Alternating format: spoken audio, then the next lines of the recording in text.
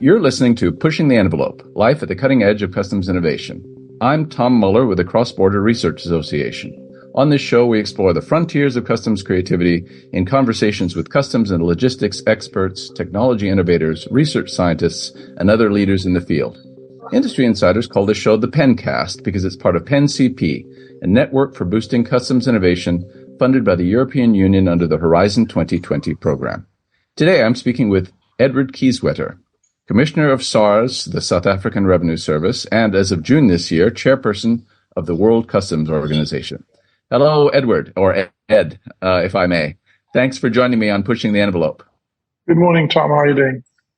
I'm doing very well. To start off, could you give our listeners a word on your background and what brought you to South African Customs in the first place? Well, that's a long story, but let me start out by saying that I trained in electrical engineering. But because of socioeconomic conditions, I couldn't go to university. So I had to start work and study at night and did an apprenticeship and eventually qualified many years later in electrical engineering. Then ended up in by accident in education because I had one more subject to finish my 4-year engineering qualification. And took 6 months leave to do a semester. And when I spoke to the dean at the time, he said to me, "You're going to have so much time. Don't you want to take a class?" And I ended up teaching maths for first years and applied mechanics for first years. And I loved it. And so consequently, I kind of, by osmosis, became a teacher of engineering and science and mathematics, to the point where I loved it so much. A few years later, I took off a year to do a postgraduate diploma in engineering and mathematics education and an honors degree in maths and science education, and eventually I did a master's degree in cognitive science. And during that time, I was fortunate to be awarded a very prestigious scholarship that gave me the opportunity to spend a semester at Harvard as an associate in education, working with two of the leading proponents in cognitive development, a guy by the name of Howard Gardner. Oh, sure. Yeah. The author Emotional of Intelligence. Multiple Intelligences, and David Perkins, who was a prolific writer. So I spent time with them because I'd studied their stuff. And that was amazing. Came back to South Africa. Education was very politicized. I was then the head of the electrical engineering department at a technical university. And I decided to leave education because of its politicization, and came back into engineering and started managing power plants for almost a decade. So I'm really where I cut my teeth as a young manager at Eskom. And by the time I left, I was managing a portfolio of stations, generation engineering, and generation commercial services.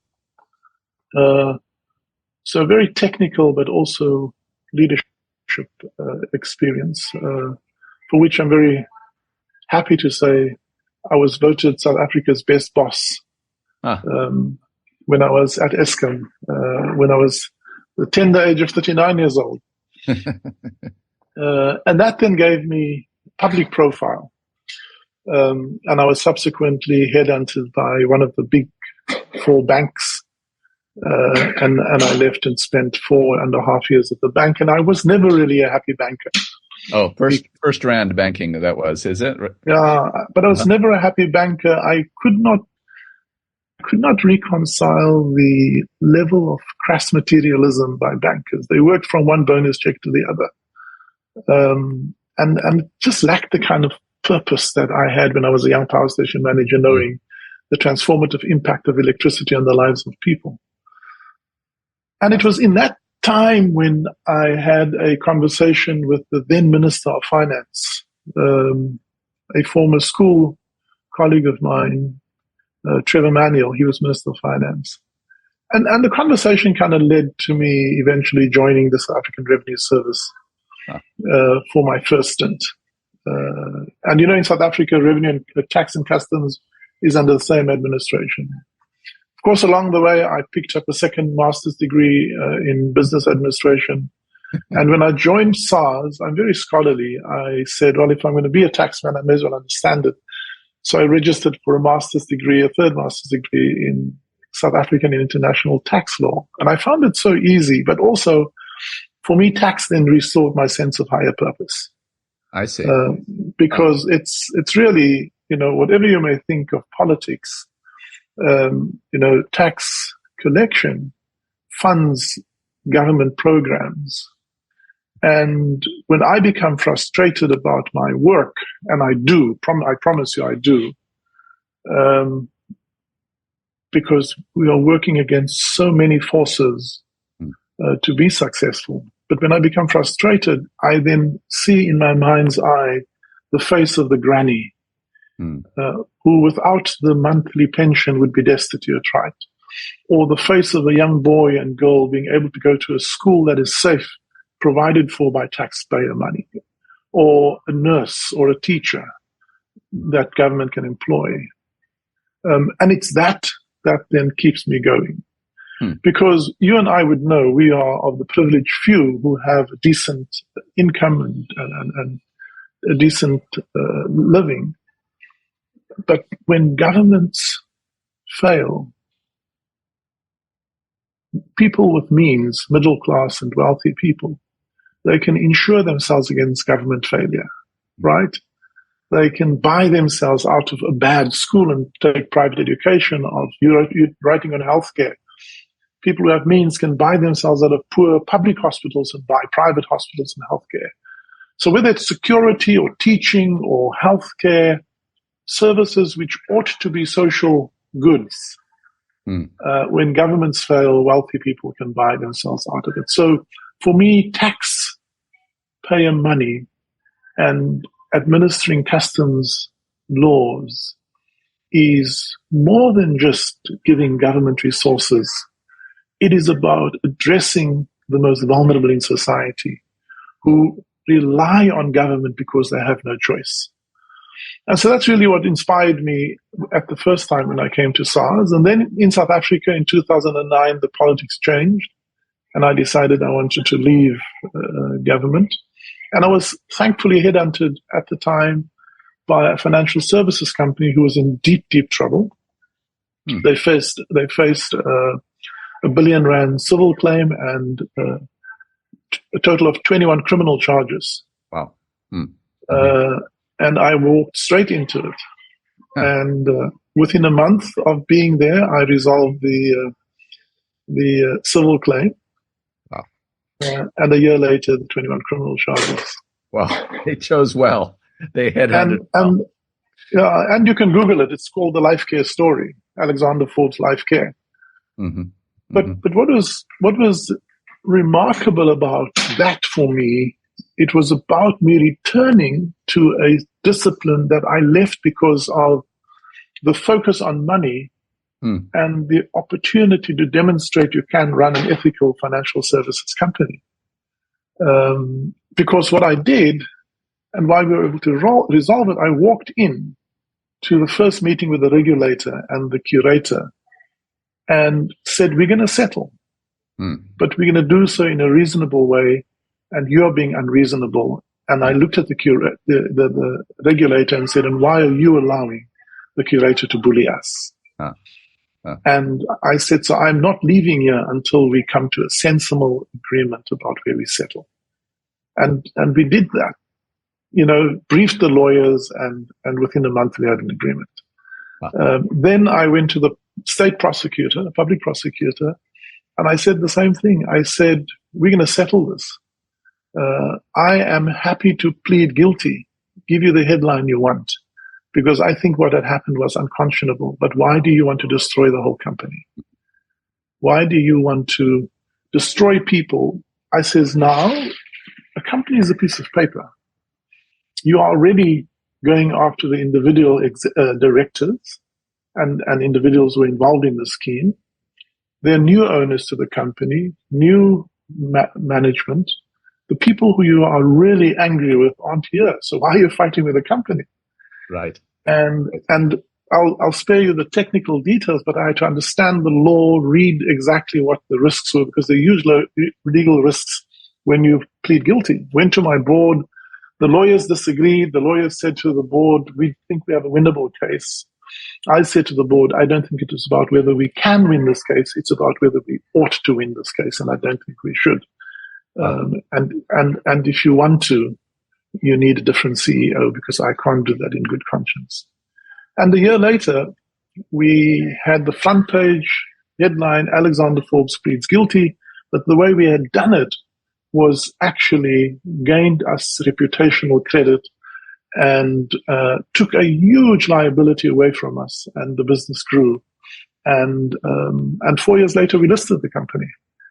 And then I bought into a small university, a leadership school called the Vinci Institute, because I always wanted to go back to teaching, and had my little small portfolio when basically in 2019, after 10 years of state capture and SARS had been decimated again, President Ramaphosa appointed me to go back and fix the revenue service. And that was what I've been doing the last 5 years. So that's how I ended up there again.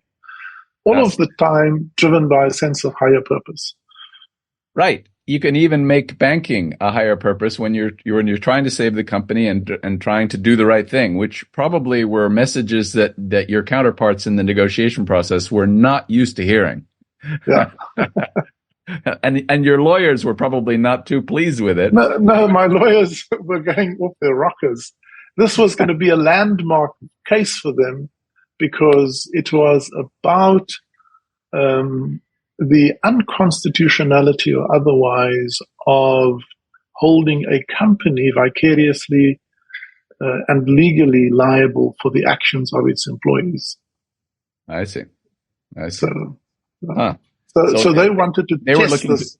Yeah, they were looking to go right up to the Supreme Court and make their name. Yeah. And I said, you're going to pick another company to polish your own marble. Yeah. I'm going to do the right thing. And the right thing is to do what's right for the pensioners who were compromised by this action, and to plead guilty. I'm taking it the Zuma regime was the state capture that you wanted to avoid, and you got out and got away from. Once that regime ended, you've been able now to bring this package of teaching, ethics, and leadership to South African customs. Yeah, I mean, I have no delusions of grandeur. I'm a servant. My entire leadership philosophy is stewardship.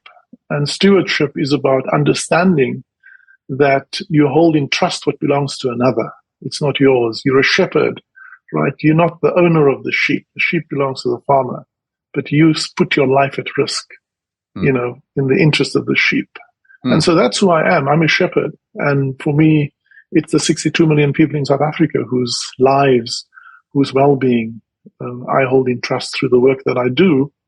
And secondly, stewards serve the common interests, not their narrow self-interest. Doesn't mean they suspend their self-interest, because none of us can, but it means that you subjugate, or you subject your personal interest to serve the common good. And then thirdly, stewards have this incessant yearning to bequeath something that is greater than they inherited. Legacy. What are your biggest challenges that you face in being a good steward and in making sure that the tax revenues, which sounds like a real focus for you, are conserved and properly collected? I think the first is and I always say this, in any organization, the soft stuff, they are the hard issues, right? The soft stuff is the hard stuff. And so it's easy to fix a technology platform. It's easy to manipulate data and to write algorithms and produce, artificial intelligent products and artifacts. What's hard is building an organization where the DNA has integrity, where you have a culture where the entire organization, through evangelization, buys into the higher purpose that you stand for. And you cannot do that by legislating it. You can only do that by being it. If essentially you put your life on the line. You are the script, if you want to lead like that. And people, don't put yourself out to be perfect, but be authentic. And be believable. And people inherently, my experience, want to be part of something bigger than themselves, part of a worthy cause. And if they believe in the cause, there's no amount of sacrifice that they won't commit to. And so for me, the first order of business for a leader is to create an inspirational vision around a purpose that is noble and worthy, and to also not pretend to be a know-it-all, a savior or messiah. I'll send you a copy of the letter that I wrote on the first day. I started on the 1st of May 2019. And by 10 o'clock that morning, I had, over a few days of knowing I'm coming, I had composed a letter to the staff. I'll come to the letter in a moment. But the first day was a public holiday, but I asked a few of the office staff in my office to come to work. And I said to them, I want this letter to go out, but I want you to mail merge it so that when Tom gets his letter, it'll say, Dear Tom. And not dear employees or dear colleagues. And when Edward gets his letter, it will say, Dear Edward. And they said to me, that's going to be too difficult. They can't do it. I said to them, this is my first assignment and you're telling me we can't do it. We put men on the moon. We split the atom. You're telling me you cannot put a personalized letter out in the next 2 hours? Go back and come back when you have an answer. And that set the tone, right? And by midday that day, we started sending out personalized letters, and Tom would have got his letter that said, Dear Tom. And the letter made 4 points. The first point the letter makes is that I made it clear where I stood on the most important matter at the time of state capture. I said, I believe that state capture was real. It was motivated by corrupt leadership intent, and that I am going to do what I can to reverse the damage caused by state capture. And those of you who are in denial about whether state capture took place, you are either complicit or you are indifferent. And to be either indifferent or complicit is dangerous. Wow. Let's talk about that. So that was the first message. After I said to them, I consider it to be an inordinate privilege to come back and lead. The second message was, I made a list of things. I said, this is what you can expect of me and hold me accountable for. And I set out what that is. And then my third message was, and this is what I expect of you and will hold you accountable for. And then my fourth message was to say, and if we can honor this, I have the confidence that together we can achieve the following things. And I listed what the things were. And of course, that was how I reintroduced myself to the organization. And it's been the pattern that we honored. And what's really wonderful is how those promises are being fulfilled through our collective efforts. Wow. One of the things, for example, is revenue. And our revenue recovery in an economy that has been really pedestrian, has been growing at a compound annual growth rate of 7%, in an economy that's been fairly pedestrian. Wow. But within that, we have a very focused revenue recovery plan, which is revenue that is derived from specific compliance activities, like following up outstanding debt, raising an additional assessment, preventing an impermissible or fraudulent refund. That in the last 4 years have grown on a compound annual growth rate of 22%. Wow. Incredible. 22%. At the same time, we independently surveyed public trust. And 2018, 2019, in an independent survey, we scored 48%. When we measured it at the first quarter of this year, public trust had gone from 48% to 66%. Wow. In the revenue service. Yeah. Extraordinary. And attitude towards compliance went from 66% to 76.5%. Among the general public, we're talking about. Yeah. Yeah. So how do you So let me give you one more data point and then I'll sum it up into a storyline. We then also do employee engagement surveys, right? When we set the baseline in 2020, we scored 61%, which is already a good score, right? It was 18 months into, just over 15 months into my being there. We did the first survey.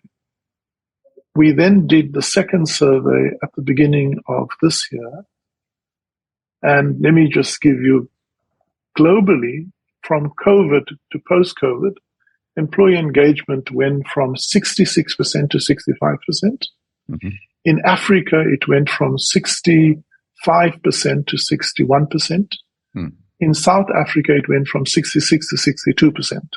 Mm. So globally, employee engagement had declined. In SARS, we went from 61.7% to 69.8%. Wow. Almost 70%. Huh. And our participation level was almost 70%, which in itself, a good survey response is about 30%. Right. We had 7 out of every 10 people took part. So let me wrap that all up in a story. We are collecting taxes more efficiently, which means we're taking more money out of your pocket. But you trust us more. Your attitude towards paying taxes have improved. And our employees are working harder, but they're more fulfilled. I mean, that's the storyline. So it's been a phenomenal. Yeah. It's been a phenomenal journey. Look, we are far from finish. We certainly don't declare victory. But all of that is really encouraging and heartening and fulfills the purpose, the reason why I decided to go back. This concludes the first half of my conversation with Edward Kieswetter, Commissioner of the South African Revenue Service and recently elected Chairperson of the World Customs Organization. Tune in next week for the second half of our talk. Thank you.